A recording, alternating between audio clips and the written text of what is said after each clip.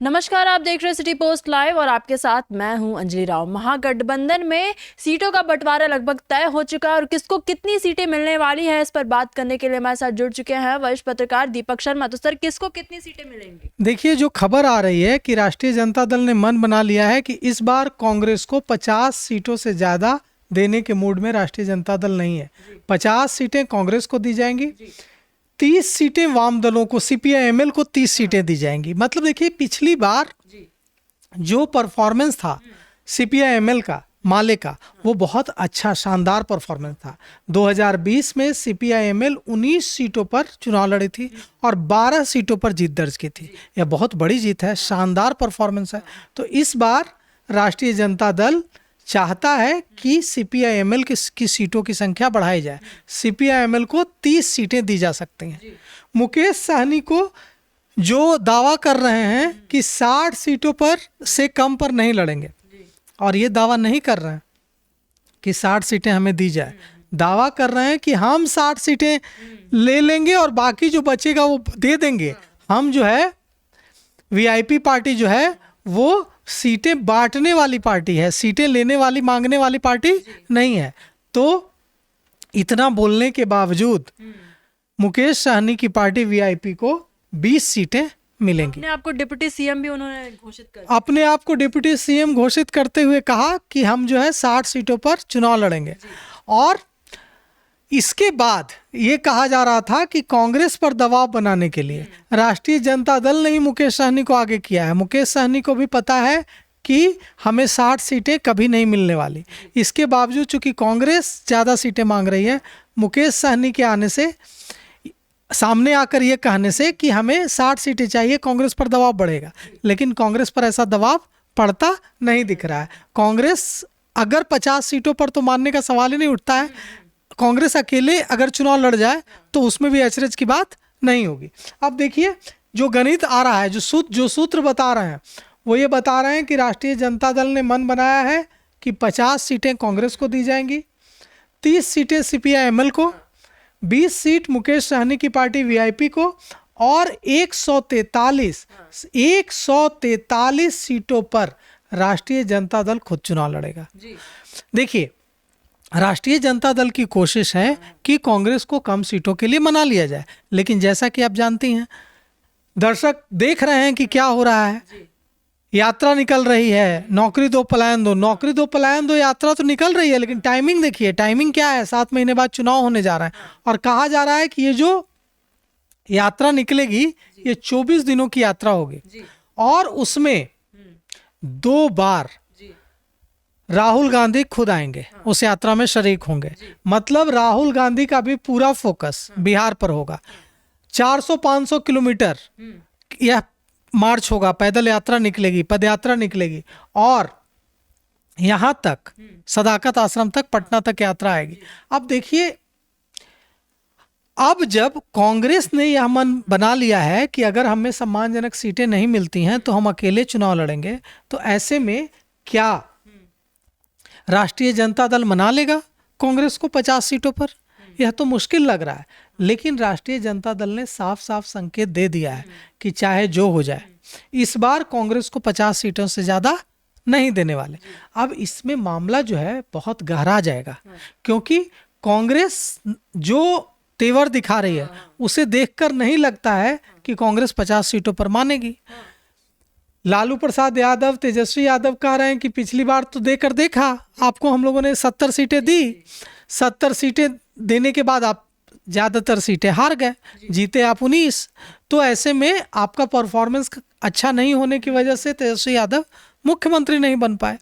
लेकिन ये जो दलील है, ये सारी दलीलें दी जा रही हैं, लेकिन इन सारी दलीलों के बावजूद अब जो हालात हैं उसमें ऐसा नहीं लगता है कि राष्ट्रीय जनता दल मना पाएगा कांग्रेस को 50 सीटों पर चुनाव लड़ने के लिए। तो अगर कांग्रेस को इतनी कम सीटें मिल रही है तो क्या कांग्रेस अलग से चुनाव नहीं लड़ सकती? क्योंकि अभी तो चुनाव आने वाला है, लेकिन अभी से इतना ज्यादा फॉर्म हमें देखने को मिल रहा है, अलग अलग यात्राएं निकल रही है, राहुल गांधी इतने बार आ चुके हैं लगातार। बिल्कुल, आप एकदम सही कह रहे हैं कि जो दिखा रहे तेवर कांग्रेस की ओर से दिखाए जा रहे हैं तेवर, उनको देखकर नहीं लगता है कि राष्ट्रीय जनता दल मना लेगा कांग्रेस को 50 सीटों से, क्योंकि यह तो एक तरह से डिमोशन हो जाएगा कांग्रेस का। पिछली बार 70 सीटों पर चुनाव लड़ी थी कांग्रेस, इस बार 50 पर लड़ेगी ऐसा। लेकिन अब कैसे मनाएंगे लालू प्रसाद यादव, राष्ट्रीय जनता दल के सुप्रीमो, यह तो उन पर है। लेकिन जो सूत्रों के हवाले से अब जहाँ पर यह कैलकुलेशन हो रहा था वहाँ पर मैं तो था नहीं, वहाँ पर कोई पत्रकार तो था नहीं, जो सूत्र हमारे बता रहे हैं, राष्ट्रीय जनता दल के नेता बता रहे हैं, वो ये बता रहे हैं कि चाहे जो हो जाए, गठबंधन रहे या गठबंधन टूटे, हम 50 से ज़्यादा सीटें इस बार देने वाले नहीं हैं कांग्रेस को। दूसरी तरफ कांग्रेस यह तेवर दिखा रही है।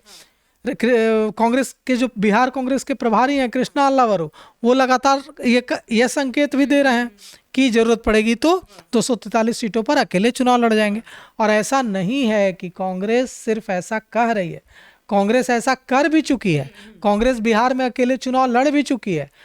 लेकिन अब फिर ऐसा होगा या नहीं होगा, या राष्ट्रीय जनता दल मना लेगा कांग्रेस को, यह देखने के लिए हमें भी थोड़ा जानने के लिए इंतजार करना पड़ेगा।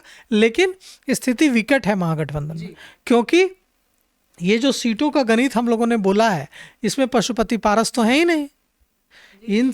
इसमें पशुपति पारस का तो नाम है ही नहीं। अब पशुपति पारस की पार्टी भी महागठबंधन में लगभग आ ही चुकी है। लालू प्रसाद यादव खुद पशुपति पारस के घर गए थे और ऐलान किया था कि अब पशुपति पारस हमारे साथ हैं। तो ऐसे में पशुपति पारस को भी सीटें देनी होंगी। तो कुल मिलाकर यह राष्ट्रीय जनता दल के नेता संकेत दे रहे हैं कि चाहे जितना मार्च निकाल ले कांग्रेस, चाहे जितनी पदयात्रा हो जाए, चाहे जितने नारे लगा लिए जाएं, चाहे कन्हैया कुमार को उतार दिया जाए, चाहे कृष्णा अल्लावरू को उतार दिया जाए, हम जो है हमारी पार्टी 50 से ज़्यादा सीटें नहीं छोड़ेगी। अब देखिए 50 सीटों का भी मसला नहीं है, मसला दूसरा है। मसला ये है कि 3 कंपनियों को उतार दिया है कांग्रेस ने बिहार में। ये 3 कंपनियां चुनावी रणनीति बनाने वाली कंपनियां हैं, चुनावी सर्वे करने वाली कंपनियां हैं। ये तीनों कंपनियां बिहार में काम कर रही हैं और बिहार की 100 सीटों पर सर्वे कर रही हैं। अब कांग्रेस क्यों करा रही है 100 सीटों पर? 100 सीटों पर अगर कांग्रेस सर्वे करा रही है बिहार में और पैसे खर्च कर रही है, बाकायदा 1-2 नहीं 3 कंपनियों को हायर किया है इसके लिए, और उससे रिपोर्ट मांगी गई है, न सिर्फ विधानसभा वार रिपोर्ट मांगी गई है 100 सीटों की, बल्कि जो नेता हैं, जो दावेदार हैं, प्रत्याशी, संभावित जो उम्मीदवार हैं, संभावित प्रत्याशियों के लिए भी, पोटेंशियल जो कैंडिडेट हैं उनके लिए भी सर्वे कराया जा रहा है कि किसकी लोकप्रियता, किसका कितना जमीनी आधार है। अब देखिए इस बात से तो बहुत खलबली है राष्ट्रीय जनता दल में कि कांग्रेस को क्या हो गया है कि एक तरफ कन्हैया कुमार को उतार दिया, क्योंकि सबको पता है कि कन्हैया कुमार को लालू प्रसाद यादव पसंद नहीं करते हैं। कन्हैया कुमार को लालू प्रसाद यादव, राजद सुप्रीमो लालू प्रसाद यादव एक प्रतिद्वंदी के रूप में देखते हैं, पप्पू यादव को एक प्रतिद्वंदी के रूप में देखते हैं। कांग्रेस पप्पू यादव को भी बढ़ा रही है, कांग्रेस कन्हैया कुमार को भी बढ़ा रही है। कृष्णा अल्लावरू को आए हुए महीनों हो गए बिहार में, अब तक कृष्णा अल्लावरू ने रावड़ी आवास जाकर लालू यादव से मुलाकात नहीं की है। भक्त चरण दास से लेकर जितने भी प्रभारी आते थे, सारे प्रभारी जाते थे लालू प्रसाद यादव से मिलने, लेकिन कृष्णा अल्लावरू ने सख्त संदेश दे दिए हैं। अब तक उनकी कोई मुलाकात नहीं हुई है, कर्टसी विजिट भी नहीं हुआ है, तेजस्वी यादव के साथ भी कोई मुलाकात नहीं हुई। मतलब कांग्रेस तेवर दिखा रही है तो राजद भी तेवर दिखा रहा है। अब ऐसे में तो रिश्ता टूटेगा ना अंजलि जी। अगर 2 लोगों में नेगोशिएशन होना है और दोनों तेवर दिखाएं तो रिश्ता टूटने की हालात बन जाएंगे। अब अगर कांग्रेस कह रही है कि नहीं, हमें 70 से ज़्यादा सीटें चाहिए, और सिर्फ सीटों की संख्या से मतलब नहीं है कि आप ऐसी सीटें दे देंगे जहां भारतीय जनता पार्टी बहुत ज़्यादा मजबूत है, जहां जनता दल यूनाइटेड का गढ़ है, और वैसी सीटें आप हमें पकड़ा देंगे और हम जब हार जाएंगे चुनाव, तो चुनाव के बाद आप कहेंगे कि आपका तो परफॉर्मेंस ठीक नहीं है। हमें वैसी सीटें चाहिए जिस पर जीतने की संभावना ज़्यादा है। ऐसी सीटें नहीं चाहिए जो भारतीय जनता पार्टी का गढ़ है, जो जनता दल यूनाइटेड का गढ़ है, जो लोजपा का गढ़ है, जहाँ हार तय है। वैसी सीटें नहीं चाहिए, हमें जीतने वाली सीटें चाहिए, और 70 सीटें कम से कम चाहिए, जितनी सीटें पिछली बार मिली थी। तो और राष्ट्रीय जनता दल कह रहा है कि हम 50 से ज़्यादा नहीं देंगे, हम जो है CPI-ML की सीटों की संख्या बढ़ा देंगे लेकिन आपकी सीटों की संख्या घटा देंगे, आपकी सीटें घटाकर हम CPI-ML को दे देंगे। तो बात कैसे बनेगी, राष्ट्रीय जनता दल कैसे समझाएगा कांग्रेस को, यह हम देखने का हमें भी इंतजार है। लेकिन इतना तो तय है कि हालात जो है वो झगड़े के हालात, लड़ाई के हालात बन गए हैं। अब जब नेगोशिएशन होगा, जब कृष्णा अल्लावरू, अखिलेश प्रसाद सिंह बैठेंगे लालू प्रसाद यादव के साथ, तेजस्वी यादव के साथ, तो क्या मान मनोबल होता है, कैसे बात बनती है। लेकिन फिलहाल जो संकेत है उसमें 50 से ज़्यादा सीटें देने का मन राष्ट्रीय जनता दल ने कांग्रेस को नहीं बनाया है। अगर सीटों से अलग हम बात भी करेंगे, कृष्णा अल्लावरू की आपने बात की, उन्होंने जब पहला संवाददाता सम्मेलन था उनका बिहार में, वहाँ पे उन्होंने क्या कहा कि घोड़े दो तरीके के होते हैं, एक जो बारात में जाता है, एक जो रेस में उतरता। हम रेस में उतरने वाले घोड़ों को इस बार इस्तेमाल करेंगे। इसके क्या मायने, क्या कांग्रेस में हमें कोई बदलाव देखने को मिलेगा? बहुत अच्छा सवाल किया है आपने अंजलि जी। देखिए, ये इसके बड़े गहरे मायने हैं। आरोप लगा था कि पिछली बार जो विधानसभा चुनाव के दौरान जो 70 सीटें मिली थी कांग्रेस को गठबंधन में, उन 70 सीटों पर हार की एक वजह तो ये है कि वैसी सीटें थी जो जिन पर जीतने की महागठबंधन की संभावना कम थी। और दूसरा जो आरोप लगा था वो यह आरोप लगा था कि जो प्रत्याशी उतारे गए वो प्रत्याशी सक्षम नहीं थे, कमजोर प्रत्याशी उतार दिए गए। जैसे कि हम बात करते हैं कोच विधानसभा की, गया जिले में कोच विधानसभा क्षेत्र है, टेकारी हो गया, पहले कोच हुआ करता था जहां से रामाश्रय प्रसाद सिंह चुनाव लड़ा करते थे, अभी जहां से हम के प्रदेश अध्यक्ष अनिल कुमार विधायक हैं। वहां पर कांग्रेस ने जो कैंडिडेट दिया, यह कहा जा रहा था कि वो कैंडिडेट जो हैं वो उतने सक्षम नहीं हैं, ये उतने मजबूत कैंडिडेट कांग्रेस के नहीं हैं, और इसलिए जो एनडीए की राह है वो आसान हुई। तो इस तरह के आरोप कई जगह पर लगे थे कि कांग्रेस ने जो प्रत्याशी उतारे वो सक्षम प्रत्याशी नहीं थे, वो मजबूत प्रत्याशी नहीं थे। तो यह अब इस बार यही इशारा कर रहे हैं कृष्णा अल्लावरू कि हम जो है शादी के घोड़ों को रेस में नहीं दौड़ाएंगे, हम रेस के घोड़ों को रेस में दौड़ाएंगे। मतलब सीधा सीधा इशारा है कृष्णा अल्लावरू का, बिहार कांग्रेस के प्रभारी का, यूथ कांग्रेस के नेशनल इंचार्ज का, कि हम 7 महीने बाद होने जा रहे हैं बिहार विधानसभा चुनाव में ऐसे नेताओं कार्यकर्ताओं को टिकट देंगे जो जीत का मादा रखते हैं, जिनमें जीतने की क्षमता है। सर, एक अंतिम सवाल के रूप में एक सवाल पूछूंगी मैं आपसे कि तेजस्वी यादव का भी तो ऐसा मुद्दा है कि रोजगार दो, पलायन हटाओ, तो ऐसा कन्हैया कुमार जो 16 मार्च को करने वाले हैं, जो मार्च करने वाले हैं, ये भी तो मतलब एक ही जैसा हो गया। तो क्या इसका मायने? इसके मायने ये हैं कि उनकी राजनीति राजद की राजनीति, हमारी राजनीति कांग्रेस की राजनीति, कांग्रेस अब राजद पर निर्भर नहीं रहेगी। इसका मतलब ये है, अब रोज बात करते हैं तेजस्वी यादव रोजगार की, रोज बात करते हैं तेजस्वी यादव पलायन की, अब जो है कन्हैया कुमार यात्रा निकाल रहे हैं, 400-500 किलोमीटर चलेंगे। तो जो मुद्दे तेजस्वी यादव उठा रहे थे वो मुद्दे कन्हैया कुमार उठाएंगे। अब कन्हैया कुमार एक नेशनल फिगर हैं, बड़े नेता हैं। कन्हैया कुमार जब बोलेंगे तो उनको मीडिया का भी लाइमलाइट मिलेगा, लोग भी उनको सुनेंगे।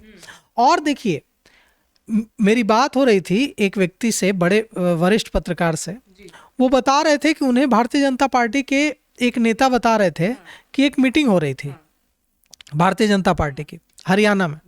उस मीटिंग में बड़े नेता थे, शीर्ष नेतृत्व भारतीय जनता पार्टी का, और इस पर रणनीति बन रही थी कि बिहार में चुनाव पर कैसे हम लोग रणनीति बनाए।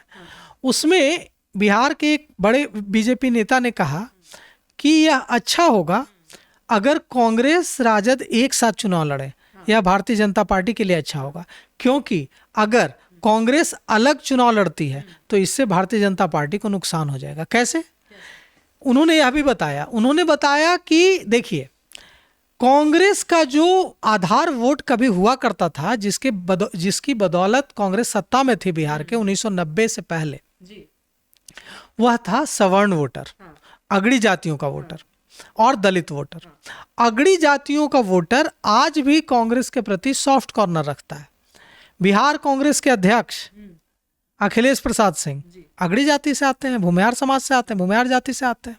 कांग्रेस के कई बड़े नेता, इससे पहले अनिल शर्मा थे अध्यक्ष, बिहार कांग्रेस के, काफ़ी पहले। वो भी भूमिहार जाति से आते हैं। तो कांग्रेस में कई बड़े नेता भूमिहार हैं, कई बड़े नेता दूसरी जो अगड़ी जातियां हैं उससे आते हैं। मतलब अब भी कांग्रेस का जो है, कांग्रेस की पकड़ अगड़ी जातियों में बनी हुई है। जब कांग्रेस राष्ट्रीय जनता दल के साथ चुनाव लड़ती है तो चूंकि अगड़ी जातियां नहीं वोट करना चाहती हैं राष्ट्रीय जनता दल को, उन्हें जंगल राज का भय सताता है, इसलिए कांग्रेस को वोट नहीं करती हैं अगड़ी जातियां। लेकिन जब कांग्रेस अलग लड़ जाएगी तो अगड़ी जातियों का वोट मिल सकता है कांग्रेस को। और अगड़ी जातियों का वोट अगर कांग्रेस को मिलेगा तो इसका नुकसान किसको होगा? अगड़ी जातियां किसको वोट करती हैं बिहार में? भारतीय जनता पार्टी को। भूमिहार किसको वोट करता है बिहार में? भारतीय जनता पार्टी को। तो अगर भूमिहार कांग्रेस को वोट करेगा, अगर ब्राह्मण कांग्रेस को वोट करेगा, तो इसका सीधा सीधा नुकसान किसको होगा? भारतीय जनता पार्टी को। इसीलिए भारतीय जनता पार्टी के नेता चाहते हैं कि राष्ट्रीय जनता दल और कांग्रेस एक साथ चुनाव लड़े, क्योंकि कांग्रेस अगर अलग चुनाव लड़ गई तो जो एनडीए से नाराज अगड़ी जातियां हैं वो टूटकर कांग्रेस को वोट कर देंगे। तो जिस तरीके से महागठबंधन में यहाँ पर सीटों का बंटवारा हो रहा है, कांग्रेस को 50 सीटें देने की बात की गई है। अब 50 सीटों में कांग्रेस मानती है कि नहीं मानती, क्योंकि कांग्रेस भी अभी फुल ऑन अभी फॉर्म में है जहाँ पर यात्रा निकाली जा रही है। अब ये देखने वाली बात है कांग्रेस इसमें मानती है या नहीं, या फिर अलग से वो चुनाव लड़ेगी, ये देखने वाली बात होगी। लेकिन आप इस बारे में क्या सोचते हैं आप हमें कमेंट सेक्शन में ज़रूर बताइएगा। तो फिलहाल इस खबर में बस इतना ही। आगे खबरों के लिए आप बने रहिए सिटी पोस्ट लाइव के साथ। आपका धन्यवाद।